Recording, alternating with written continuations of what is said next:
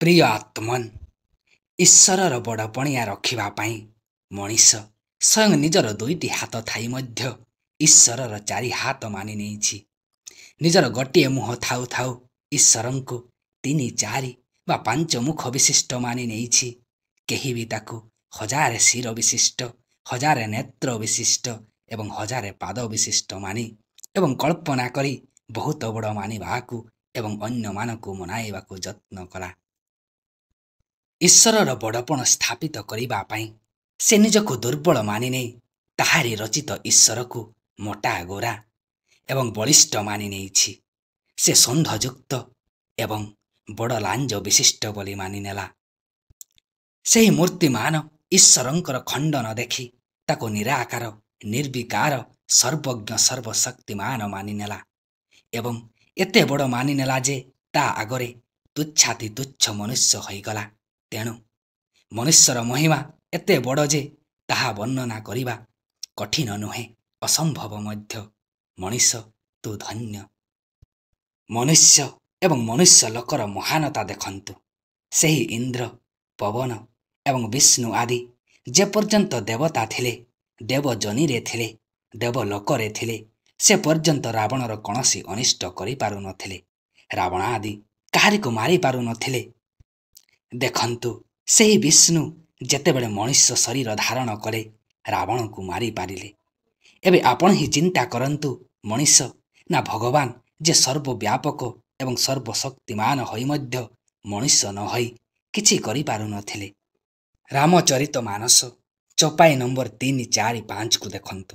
ଆପଣ ଭିଡ଼ିଓରେ ମଧ୍ୟ ଦେଖିପାରୁଥିବେ। ଏହାର ଅର୍ଥ ହେଉଛି ରାବଣ ମହାରାଜ ଆସୁଥିବାର ଶୁଣି ଦେବତାମାନେ ପଳାଇ ଯାଉଥିଲେ। ସ୍ୱର୍ଗ ଛାଡ଼ି ଗିରିକନ୍ଦରେ ରହିବା ଆରମ୍ଭ କରିଦେଇଥିଲେ। ରାବଣ ମହାରାଜ ସମସ୍ତଙ୍କୁ ହରାଇ ଦେଇଥିଲେ। ସର୍ବବ୍ୟାପକ ଭଗବାନ, ଯାହାଙ୍କ ପାଇଁ କୁହାଯାଏ କି ସେ ସବୁ ସ୍ଥାନରେ ଥାନ୍ତି, କ୍ଷଣି ମାତ୍ରକେ ସବୁ କରିପାରନ୍ତି, ସେ ସର୍ବଶକ୍ତିମାନ, ସେ ରାବଣ ମହାରାଜର ଅତ୍ୟାଚାରକୁ ସେ ପର୍ଯ୍ୟନ୍ତ ଦମନ କରିପାରୁନଥିଲେ। ଯେପର୍ଯ୍ୟନ୍ତ ସେ ମନୁଷ୍ୟର ଅବତାର ଗ୍ରହଣ କରିନଥିଲେ। ରାବଣ ମହାରାଜଙ୍କୁ ଭଗବାନ ସେ ପର୍ଯ୍ୟନ୍ତ ମାରିପାରିଲେ ନାହିଁ ଯେପର୍ଯ୍ୟନ୍ତ ମଣିଷ ହୋଇନଥିଲେ। ଦେବତା ସେହି ଇନ୍ଦ୍ର, ସେ ରାବଣ ଡରରେ କାହିଁ କୁଆଡ଼େ ଲୁଚି ବୁଲୁଥିଲେ। ତାଙ୍କ ପୁଅ ମେଘନାଥ ଦ୍ୱାରା ଯୁଦ୍ଧରେ ପରାସ୍ତ ହୋଇଥିଲେ। ସେହି ଇନ୍ଦ୍ର ଯେତେବେଳେ ବାଳି ହୋଇ ମର୍ତ୍ତ ଲୋକକୁ ଆସିଲେ ଏବଂ ଭାରତବର୍ଷରେ ଶରୀର ଧାରଣ କରିଲେ ତ ସେହି ରାବଣକୁ ଗୋଟିଏ ତୁଚ୍ଛ ଖେଳନା କଣ୍ଢେଇ ଭଳି 6 ମାସ ଧରି ନଚାଉଥିଲା। ସେହି ସୂର୍ଯ୍ୟ, ସେହି ପବନ ଯେତେବେଳେ ମୃତ୍ୟୁ ଲୋକକୁ ଆସି ଶରୀର ଧାରଣ କଲେ ଏବଂ ରାବଣକୁ ସବଂଶ ମାରିଦେଲେ। ଶ୍ଳୋକ ଆପଣ ଭିଡ଼ିଓରେ ଦେଖିପାରୁଥିବେ। ଆଧ୍ୟାତ୍ମ ରାମାୟଣ ଶ୍ଳୋକ ନମ୍ବର 49ରୁ 54 ପର୍ଯ୍ୟନ୍ତ ଦେଖନ୍ତୁ। ଏହାପରେ ରାବଣ ମହାରାଜ କ୍ରୋଧିତ ହୋଇ କୁବେରପୁରୀ ଉପରେ ଚଢ଼ାଉ କଲେ ଏବଂ ତାଙ୍କୁ ପରାସ୍ତ କରି ତାଙ୍କଠାରୁ ତାଙ୍କର ସର୍ବଶ୍ରେଷ୍ଠ ସମ୍ପଦ ପୁଷ୍ପକ ବିମାନ ଛଡ଼ାଇ ନେଇଥିଲେ। ପରେ ପରେ ରାବଣ ମହାରାଜ ଯୁଦ୍ଧରେ ଯମ ଏବଂ ବରୁଣକୁ ଜୟ କରି ଇନ୍ଦ୍ରକୁ ବଦ୍ଧ କରିବା ପାଇଁ ତୁରନ୍ତ ସ୍ୱର୍ଗଲୋକକୁ ଯାତ୍ରା କରିଥିଲେ। ସେଠାରେ ଇନ୍ଦ୍ର ଏବଂ ଅନ୍ୟ ଦେବତାଙ୍କ ସହିତ ଘମାଘୋଟ ଯୁଦ୍ଧ ହେଲା ଏବଂ ରାବଣ ମହାରାଜଙ୍କ ପୁତ୍ର ମେଘନାଥ ଯୁଦ୍ଧରେ ଇନ୍ଦ୍ରକୁ ବାନ୍ଧି ପକାଇଲା। ମାତ୍ର ମେଘନାଥକୁ ବ୍ରହ୍ମାଜୀ ବୁଝାସୁଝା କରାଇ ବହୁତ ବର ଦେଇ କୌଣସି ଉପାୟରେ ଇନ୍ଦ୍ରକୁ ବନ୍ଧନରୁ ମୁକ୍ତ କରାଇଦେଲେ। କହିବାର ତାତ୍ପର୍ଯ୍ୟ ହେଲା, କୌଣସି ଦେବତା ରାବଣ ମହାରାଜକୁ ପରାସ୍ତ କରିପାରିଲେ ନାହିଁ। ମାତ୍ର ରାବଣ ମହାରାଜ ସବୁ ଦେବତାଙ୍କୁ ପରାସ୍ତ କରି ତଡ଼ି ଦେଇଥିଲେ। କିନ୍ତୁ ସେହି ଇନ୍ଦ୍ର, ଦେବତା, ବିଷ୍ଣୁ, ଶିବ ଯେତେବେଳେ ଶିବଲୋକ, ଦେବଲୋକ, ବିଷ୍ଣୁଲୋକ ବା ବୈକୁଣ୍ଠରୁ ଓହ୍ଲାଇ ଏହି ମୃତ୍ୟୁଲୋକ ବା ମର୍ତ୍ତକୁ ଆସିଲେ ତ ଏତେ ପରାକ୍ରମୀ ହୋଇଗଲେ ଯେ ରାବଣ ମହାରାଜକୁ କାଖ ତଳେ ଜାକି ରଖିଦେଲେ। ଆଧ୍ୟାତ୍ମ ରାମାୟଣ ଶ୍ଳୋକ ନମ୍ବର 58-59କୁ ଦେଖନ୍ତୁ। ଆପଣ ଭିଡ଼ିଓରେ ବି ଦେଖିପାରୁଥିବେ। ରାବଣ ମହାରାଜ ମହାବଳୀ ବାନର ରାଜ ବାଳିକୁ ମାରିବା ପାଇଁ ଉଦ୍ୟମ ହେଲେ। ମାତ୍ର ଓଲଟା ବାଳି ରାବଣ ମହାରାଜକୁ ନିଜ କାଖ ତଳେ ଚାପିଦେଲେ ଏବଂ 4 ସମୁଦ୍ରରେ ସ୍ନାନ କରିସାରି ତାଙ୍କୁ ଛାଡ଼ିଦେଲେ। ତେଣୁ ରାବଣ ମହାରାଜ ତାଙ୍କ ସହିତ ମିତ୍ରତା କରିନେଲା। ସେହି ମହାବୀର ବାଳି ଏବଂ ସୁଗ୍ରୀବ କିଏ ଥିଲେ? ଆଧ୍ୟାତ୍ମ ରାମାୟଣ ଶ୍ଳୋକ ନମ୍ବର 1କୁ ଦେଖନ୍ତୁ, ଯାହା ଆପଣ ଭିଡ଼ିଓରେ ଦେଖିପାରୁଥିବେ। ଶ୍ରୀରାମଚନ୍ଦ୍ର କହୁଛନ୍ତି, ହେ ମୁନେ, ମୁଁ ବାଳି ଏବଂ ସୁଗ୍ରୀବର ଜନ୍ମର ଯଥାବତ ବୃତ୍ତାନ୍ତ ଶୁଣିବାକୁ ଚାହୁଁଛି। ମୁଁ ଶୁଣିଛି ଯେ ଇନ୍ଦ୍ର ଏବଂ ସୂର୍ଯ୍ୟ ବାନର ରୂପରେ ଜନ୍ମ ହୋଇଥିଲେ। ମୃତ୍ୟୁଲୋକ ବା ମନୁଷ୍ୟ ଲୋକକୁ ଆସି ଇନ୍ଦ୍ର ବାଳି ଏବଂ ସୂର୍ଯ୍ୟ ସୁଗ୍ରୀବ ଆକାରରେ ଜନ୍ମ ହୋଇଥିଲେ।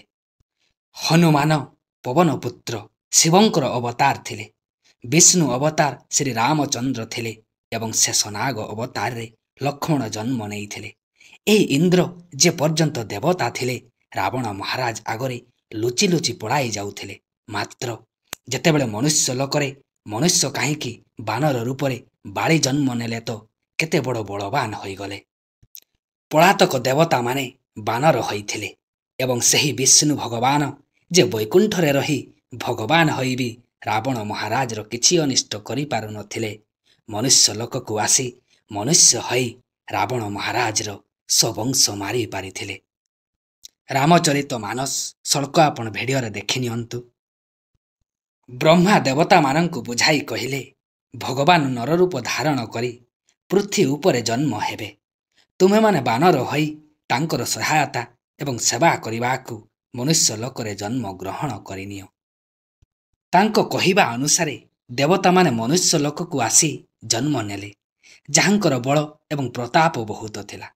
ସ୍ମରଣ ରହେ, ଯେମିତି ସେହି ଦେବତାମାନେ ଯେପର୍ଯ୍ୟନ୍ତ ମନୁଷ୍ୟ ଲୋକକୁ ଆସିନଥିଲେ ସେ ପର୍ଯ୍ୟନ୍ତ କ'ଣ ଥିଲେ? ରାମଚରିତ ମାନସ ଚପାଇ 3କୁ ଦେଖନ୍ତୁ। ରାବଣ ମହାରାଜକୁ କ୍ରୋଧିତ ହୋଇ ଆସିବାର ଶୁଣି ସେହି ଦେବତାମାନେ ସ୍ୱର୍ଗ ଛାଡ଼ି ସ୍ୱର୍ଗର ମେରୁ ପର୍ବତ ଗୁମ୍ଫାକୁ ପଳାଇ ଯାଇ ଲୁଚି ରହୁଥିଲେ। କିନ୍ତୁ ଦେବତ୍ୱ ଛାଡ଼ି ମନୁଷ୍ୟ ଲୋକକୁ ଆସି ରାବଣ ମହାରାଜକୁ ଯୁଦ୍ଧରେ ପରାସ୍ତ କରି ତାଙ୍କର ସୁନାର ଲଙ୍କାକୁ ଜାଳି ତାଙ୍କୁ ମାରି ଦେଇଥିଲେ।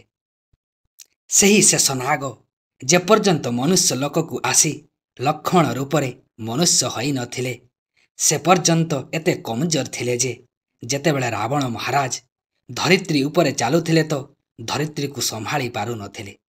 ଧରିତ୍ରୀ ଥରି ଉଠୁଥିଲା। ରାମାୟଣରେ କୁହାଯାଇଛି, ଆପଣ ଭିଡ଼ିଓରେ ଦେଖିନିଅନ୍ତୁ। ସେହି ଶେଷନାଗ ମହାରାଜ ମନୁଷ୍ୟ ହୋଇ ବା ଲକ୍ଷ୍ମଣ ହୋଇ ମନୁଷ୍ୟ ଲୋକକୁ ଆସି ମନୁଷ୍ୟ ଜହ୍ନିରେ ଜନ୍ମ ନେଲେ ତ ରାବଣକୁ ବଡ଼ କଷ୍ଟ ଦେଇଥିଲେ ଏବଂ ତାଙ୍କର ପୁତ୍ର ମେଘନାଥକୁ ବି ମାରି ଦେଇଥିଲେ। କିନ୍ତୁ କେତେବେଳେ ଯେତେବେଳେ ମନୁଷ୍ୟ ହୋଇଥିଲେ, ଯେ ପର୍ଯ୍ୟନ୍ତ ଶେଷନାଗ ଥିଲେ ସେ ପର୍ଯ୍ୟନ୍ତ ରାବଣ ଚାଲିବାରେ ତ ସେ କମ୍ପି ଉଠୁଥିଲେ। ଯେତେବେଳେ ମନୁଷ୍ୟ ହେଲେ ରାବଣ ସହିତ ତା ବଂଶକୁ ସମସ୍ତ ସଂସାରକୁ ତୃଣ ଭଳି ଭାବି ନେଇଥିଲେ।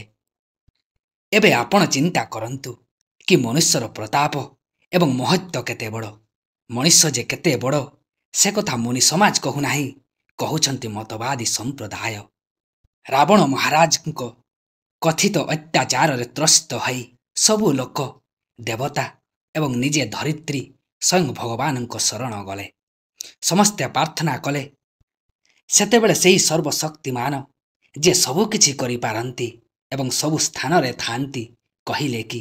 ସଳ୍କ ଆପଣ ଭିଡ଼ିଓରେ ଦେଖନ୍ତୁ। ଏହି ସଳ୍କର ଅର୍ଥ ହେଉଛି, ହେ ମୁନିଗଣ, ହେ ସିଦ୍ଧି ଲୋକ, ହେ ଦେବଗଣ, ହେ ଇନ୍ଦ୍ର, ଡର ନାହିଁ। ତୁମମାନଙ୍କ ପାଇଁ ତୁମମାନଙ୍କ ଦୁଃଖ ଦୂର କରିବାକୁ ମୁଁ ମନୁଷ୍ୟ ରୂପ ଧାରଣ କରିବି। ଏହା କହିବାର ତାତ୍ପର୍ଯ୍ୟ କ'ଣ? ତାତ୍ପର୍ଯ୍ୟ ହେଲା, ମନୁଷ୍ୟ ନ ହୋଇ ସେ ସର୍ବଶକ୍ତିମାନ ହୋଇ ମଧ୍ୟ ସବୁ ସ୍ଥାନରେ ରହୁଥିଲେ ବି କୌଣସି ଅତ୍ୟାଚାରୀର କିଛି କରିପାରୁନଥିଲେ। ସଂସାରରେ ଅତ୍ୟାଚାର, ପାପ, ବଳାତ୍କାର, ହତ୍ୟା, ଲୁଟ, ଚୋରି, ଘୁଷଖୋର, ବେଇମାନୀ, ଜାଲିଆତି, ଅନ୍ୟାୟ ଏବଂ ମିଛ ସମ୍ପୂର୍ଣ୍ଣ ରାଜୁତି କରି ଚାଲିଛି। ମନୁଷ୍ୟ ରୂପଧାରୀ ରାକ୍ଷସ ଆଜି ବି ଭଲ ମନୁଷ୍ୟ ଡରରେ ବିଭିନ୍ନ ଉପାୟରେ ଅତ୍ୟାଚାର କରି ଚାଲିଛନ୍ତି। କ'ଣ ଭଗବାନ ବର୍ତ୍ତମାନ ନାହାନ୍ତି? କ'ଣ ସେ ଭଗବାନ ମରିଯାଇଛନ୍ତି? ଯେ ଅତ୍ୟାଚାରୀଙ୍କର ଅତ୍ୟାଚାର ସହିପାରୁନଥିଲେ ସେ ସେମାନଙ୍କୁ ନାଶ କରିଦେଉଥିଲେ। ମତବାଦୀ ଲୋକମାନେ କହନ୍ତି କି ସେ ମରିନାହାନ୍ତି, ସେ ଅବିନାଶୀ, ଅମର, ସର୍ବଶକ୍ତିମାନ ଏବଂ ସର୍ବବ୍ୟାପକ ଅଟନ୍ତି। ସେ ସବୁ ସ୍ଥାନରେ ସର୍ବଜ୍ଞ ଏବଂ ସବୁ କିଛି ଜାଣିଛନ୍ତି ମଧ୍ୟ। ଏବେ ପ୍ରଶ୍ନ ହେଲା ଯେ ବର୍ତ୍ତମାନ କ'ଣ ସେ ଈଶ୍ୱର ଅତ୍ୟାଚାରୀ, ବେଇମାନ ଏବଂ ଘୁଷଖୋରଙ୍କ ତରଫଦାର ହୋଇଗଲେ? ଯଦି ନୁହେଁ ତ ଆଜି ସେହି ଅତ୍ୟାଚାରୀ, ବେଇମାନ, ଘୁଷଖୋରଙ୍କ ବୋଲବାଲା କାହିଁକି ହୋଇଗଲେ? ଆଜି ଏତେ ପାପ କାହିଁକି? ଏତେ ଅତ୍ୟାଚାର, ଏତେ ମିଛ, ବେଇମାନ କାହିଁକି? ସେମାନଙ୍କର ନାଶ କାହିଁକି ହେଉନାହିଁ?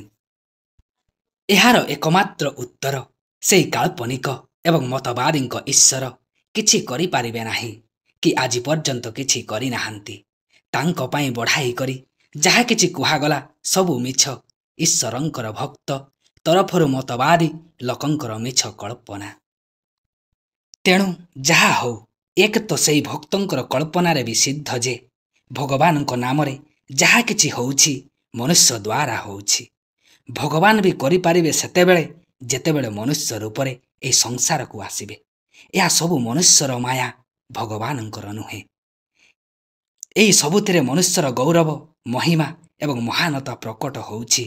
ପୁଣ୍ୟ ଏବଂ ପାପ ମନୁଷ୍ୟର କଳ୍ପନା ମନୁଷ୍ୟ ହିଁ ମାନେ ଏବଂ ମନୁଷ୍ୟ ହିଁ ପୁଣ୍ୟ ପାପ କରେ ଏବଂ ଭୋଗେ ମଧ୍ୟ। ଈଶ୍ୱର ବେଦକୁ ସଂସାରକୁ ପଠାଇଛନ୍ତି, ମନୁଷ୍ୟ ଦ୍ୱାରା କୁରାନ ପଠାଇଛନ୍ତି, ଇଞ୍ଜିଲ ପଠାଇଛନ୍ତି। ମିଛ କଥା। ସଂସାରରେ ଯେତେ ଭଲ ଭଲ ଏବଂ ଖରାପରୁ ଖରାପ ପୁସ୍ତକ ସବୁ ଏହି ମନୁଷ୍ୟ ସୃଷ୍ଟି କରିଛି। ବେଦ, ପୁରାଣ, କୁରାନ, ଇଞ୍ଜିଲ ଏବଂ ଗୀତା, ରାମାୟଣ ଈଶ୍ୱର ସୃଷ୍ଟି କରିଛନ୍ତି। ଏକଥା ଈଶ୍ୱର କାହାରିକୁ କହିନାହାନ୍ତି। କହିଛନ୍ତି ସବୁ ମଣିଷଙ୍କ ତିଆରି। ଏହିସବୁ ପୁସ୍ତକ ପାଇଁ ଲଢ଼ାଇ ବି କରନ୍ତି ଏହି ମଣିଷ। ମଣିଷ ତୁ ଧନ୍ୟ, ତୋ ମହିମା ଅପାର। ତୁ ଯେ ଈଶ୍ୱର ଏକଥା କହିଲେ ବି ଠିକ୍ ହେବ ନାହିଁ। ସତ କଥା ହେଲା ତୁ ଈଶ୍ୱରଙ୍କୁ ତିଆରି କରିଛୁ। ଈଶ୍ୱରର ବାପା, ଈଶ୍ୱରର ସ୍ରଷ୍ଟା ତୁ। ଏହି ବ୍ୟର୍ଥ ଈଶ୍ୱରଙ୍କୁ ମୂଳରୁ ନିପାତ କରିବାକୁ ଯଦି କେହି ସମର୍ଥ ହୁଏ ତ କେବଳ ତୁ, ଅର୍ଥାତ୍ ମଣିଷ। ମତବାଦୀ ଲୋକଙ୍କର ଈଶ୍ୱର ଯେ ମନୁଷ୍ୟ ରୂପରେ ଥିଲେ। କୁହାଯାଏ କି ଯଦା ଯଦା ହି ଧର୍ମସ୍ୟ। ଆପଣ ଗୀତାର ଶ୍ଳୋକ ଭିଡ଼ିଓରେ ଦେଖିନିଅନ୍ତୁ ଏବଂ ରାମଚରିତ ମାନସର ମଧ୍ୟ ଶ୍ଳୋକଟା ଦେଖିନିଅନ୍ତୁ। ଏ ଶ୍ଳୋକର ଅର୍ଥ ହେଉଛି ଅଧର୍ମ, ଅଜ୍ଞାନ, ଅଧର୍ମୀ ଏବଂ ଅତ୍ୟାଚାରଙ୍କୁ ନାଶ କରିବାକୁ ଭଗବାନ ଆସନ୍ତି। ଆସନ୍ତି କ'ଣ? ସେ ତ ସବୁ ସ୍ଥାନରେ ଅଛନ୍ତି। ଯଦି ଭଗବାନ ମନୁଷ୍ୟ ରୂପରେ ନଥାନ୍ତି ତ ସେ କିଛି କରିପାରନ୍ତି ନାହିଁ। ଅଧର୍ମ ଏବଂ ଅଜ୍ଞାନର ନାଶ, ଜ୍ଞାନର ଉପଦେଶ, ଅତ୍ୟାଚାରୀ ଏବଂ ଅଧର୍ମିକ ନାଶ ମନୁଷ୍ୟ ହିଁ କରିପାରେ, ଭଗବାନ ନୁହେଁ। ଭଗବାନ ତ ମନୁଷ୍ୟର କଳ୍ପନା।